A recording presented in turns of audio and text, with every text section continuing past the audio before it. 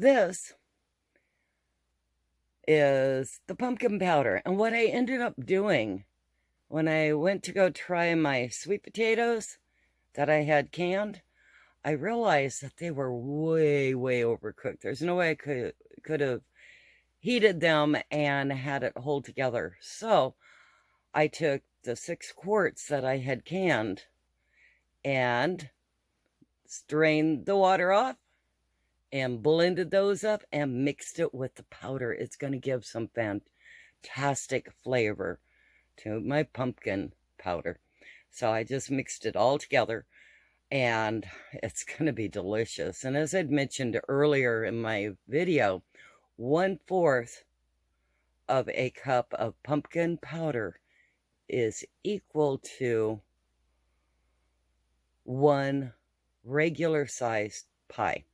A 1/2 cup is like the bigger, like Pyrex pie dish. And that if you wanted to do that, then you would go ahead and go with 1/2 cup. But this is what I got completed. It's finished. 1 down and another bunch of dehydrating and powdering to go. This originally was a huge, huge bag of spinach, and I dehydrated it. And with spinach, what's great is you don't have to pick off the stems. You can just dehydrate it all in one piece. And we did probably altogether 24 trays of spinach. I had all 3 of my dehydrators going to do this.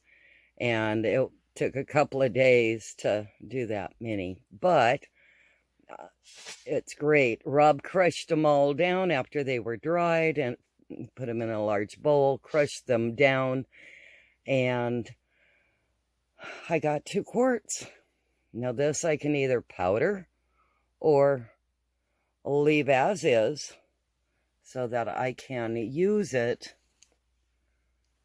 for other foods if I choose to. So that's what I'm thinking. I'm just going to leave it like this. I don't think I'm going to powder it down. I'm just going to leave it as spinach. This I can put into a quiche. I can throw it into soups, stews, whatever I want spinach in. It's a good way also to hide, if you powder it, it's a good way to hide that you're putting green vegetables in there. Especially if your kids or whatever don't like green vegetables or spinach or whatever. This was not cooked. I just dehydrated the spinach leaves raw. It works out great. So it's really nice to have this on the shelf. How much we have in the way of chopped tomatoes. And this is the first batch that's dehydrated through. And then I may save some of them as chopped tomatoes, but to put in other foods. But chances are I'll probably just powder all of it because I love adding powdered tomatoes to so many different recipes. Hope you all enjoy these videos about dehydrating and actually try it yourself.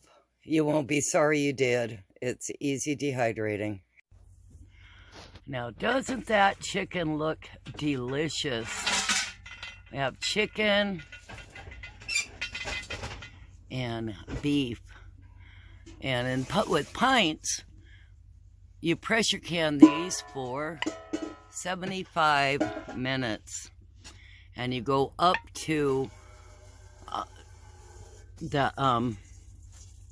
where the just down here before the jar goes in to here. You want to keep it, you know, like down low here. I think a lot of them got overfilled. Well, not these. Not really. No, they're all pretty darn good. Pretty high. Wish it wasn't so hot. I'd move it over there so I could see it.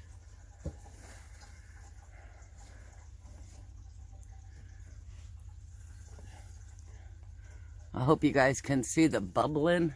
It looks super cool.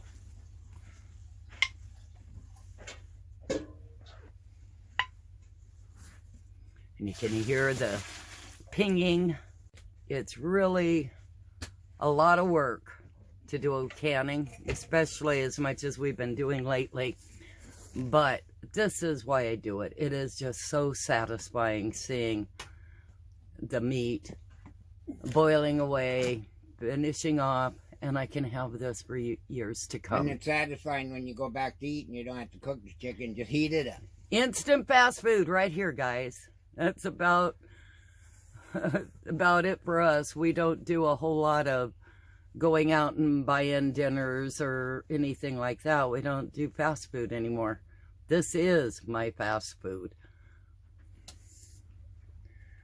And as you see here, we had to can a lot of water because we didn't want the jars to risk, you know, turning over, boiling, losing food. And now that water that came from our well is sterilized water. It can be used for any kind of medical purpose or anything you might need sterilized water for. So it can be reused, and normally what I do is I just go ahead and keep that boiling water for the next canner. If I don't have enough to fill up my canner, I just put these full jars of water back in.